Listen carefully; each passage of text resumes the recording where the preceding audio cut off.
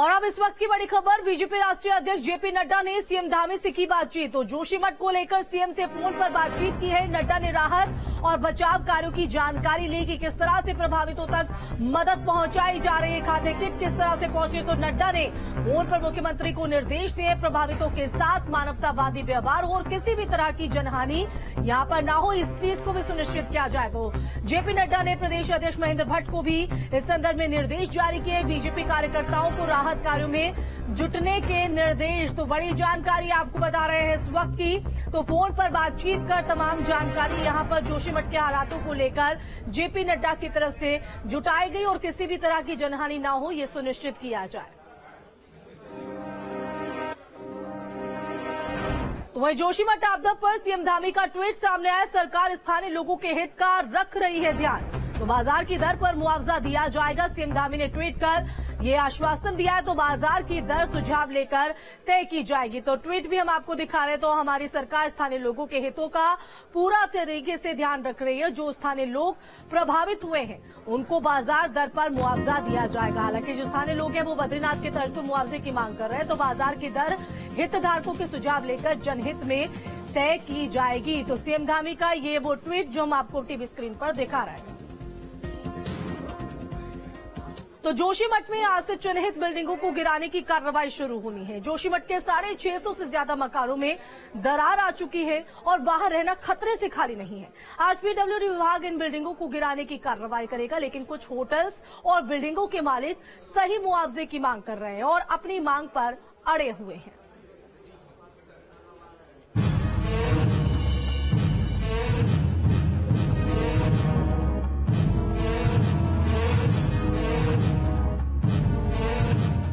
जोशीमठ के मलारी और mount view होटलों की जोड़ी आज बिछुड़ जाएगी। आज सीडीआरआई के निर्देशन में पीडब्ल्यूडी की टीम इन होटलों को जमींदोज करेगी। अपनी मांगों को लेकर होटल मालिक होटल के आगे ठंड में बैठे हुए हैं। एक बैठक होनी चाहिए, बैठक में तय होना चाहिए भाई हमारा आप आर्थिक मूल्यांकन कर रही है और हमारा जो है कि वन टाइम सेटलमेंट कर दीजिए। हमको मारने के लिए क्यों रखा हुआ है यहाँ? कम से कम हमारे प्रॉपर्टी तोड़ने से पहले तो ये तो कम से कम तय होना चाहिए। अपने होटल के सामने रात भर बैठे ठाकुर राणा के परिवार को आस है कि होटल गिराने से पहले प्रशासन उन्हें अच्छा मुआवजा देगा। बहन जी भी यहाँ रात भर बाहर बैठी हैं और इसी ठंड में उनको गुजारना पड़ा है समय।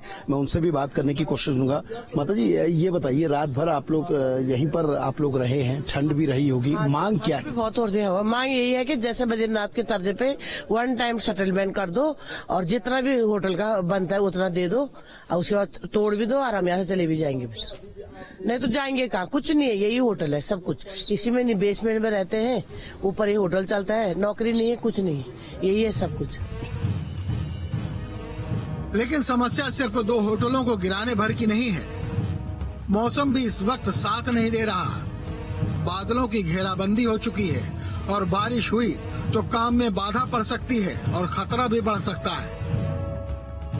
जो मैट डिपार्टमेंट ने कहा था कि मौसम चेंज होगा और वही दिख रहा है, बादल दिख रहे हैं और अगर यहाँ बारिश होती है तो आप ये समझिए कि स्नोफॉल भी हो सकता है और अगर वो ज्यादा होता है तो फिर ऐसे में दिक्कतें होंगी बचाव राहत में।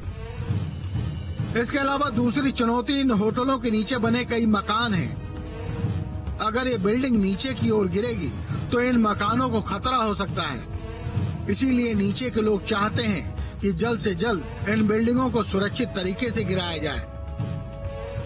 क्योंकि इसके ठीक पीछे की ओर अगर आप देखेंगे तो इन होटल्स के पीछे जो नीचे कॉलोनियां हैं, ये चाहते हैं कि लोग ये जो ध्वस्तीकरण का काम है वो शुरू हो जाए। क्योंकि अगर ये होटल्स अपोजिट डायरेक्शन में गिरते हैं, नीचे की ओर गिरते हैं, तो आप ये समझिए कि इनके गिरने से कितने बड़े क्षेत्र को नुकसान होगा।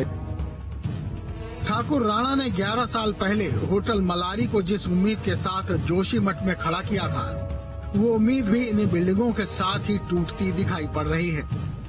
इन लकड़ियों की आग से ठाकुर साहब और उनके परिवार को गर्मी जरूर मिल रही होगी, लेकिन इनके कलेजे में भी ऐसी ही आग धधक रही है कि होटल टूटा तो कहां जाएंगे, सही मुआवजा न मिला तो क्या करेंगे। और कुछ ऐसी ही पीड़ा अगल बगल खड़े इन दो होटलों की भी है, जो कुछ पल बाद बिछुड़ जाएंगे। शायद इसी वजह से होटल मलारी थोड़ा झुककर होटल माउंट व्यू के गले लगकर अलविदा कह रहा है। क्रेन इसलिए सपोर्ट के लिए रखी है कि अगर किसी तरह से बिल्डिंग का कोई हिस्सा दूसरी ओर जाता है तो सपोर्ट देने के लिए क्रेन का प्रयोग किया जाएगा। ये बुलडोजर नहीं है, ये क्रेन है जिसका प्रयोग होटल के सपोर्ट देने के लिए किया जाएगा। तो आप देखिए जो तमाम होटल्स हैं उनको लेकर क्या स्थिति है और इन दोनों होटल को गिराने की कार्रवाई कब शुरू होगी अभी कहना मुश्किल है। प्रशासन से जब तक इनकी बात नहीं बनती है तब तक ये कार्रवाई शुरू नहीं होगी। वीडियो जर्नलिस्ट सोनी कुमार के साथ सुरेंद्र रसीला, न्यूज स्टेट, जोशीमठ। और इस बीच बड़ी खबर, जोशीमठ में रात्रि प्रवास करेंगे सीएम धामी। मुख्यमंत्री पुष्कर सिंह धामी देहरादून से रवाना हुए हैं जोशीमठ के लिए और आज रात्रि विश्राम जोशीमठ में ही सीएम धामी करेंगे। तो आज रात जोशीमठ में ही रुकेंगे सीएम धामी। तो जोशीमठ में जिस तरह के हालात है, हर बदलते दिन के साथ मुश्किलें जो है वो बढ़ते नजर आ रही है। तो वह स्थानीय लोग जो है वो विरोध यहाँ पर कर रहे हैं कि पहले मुआवजा दिया जाए तभी वो अपना आशियाना छोड़ेंगे। इस बीच ये बड़ी खबर आपको बता रहे, जोशीमठ में रात्रि प्रवास करेंगे आज सीएम धामी। मुख्यमंत्री पुष्कर सिंह धामी देहरादून से जोशीमठ के लिए रवाना हो गए। तो जोशीमठ आपदा पर सीएम के सचिव मीनाक्षी सुंदरम ने कहा है कि पीड़ितों को फिलहाल के लिए 1.5 लाख रुपए राहत के तौर पर दिए जा रहे हैं। मुआवजे के आकलन का काम हो रहा है और फिलहाल सिर्फ 2 होटल को गिराने की कार्रवाई की जाएगी। तब तक के लिए कुछ लोग ऐसा चाहते थे कि हम अपने सामान को लेकर के कहीं और रिश्तेदार के यहाँ चले जाएं या किराए के मकान में चले जाएं, तो उनको पैसे की कमी थी, इसलिए एक इंटरिम रिलीफ के रूप में 1.5 लाख रुपए प्रति परिवार का अनाउंस हुआ। मकानों को तोड़ने का कोई इरादा नहीं है, केवल 2 होटल डिसमेंटलिंग का ऑर्डर हुआ है। अब वो भी इसलिए हुआ है कि उन 2 होटलों की वजह से अगल बगल के बिल्डिंग को खतरा बन गया है, इसलिए ये ऑर्डर हुआ है।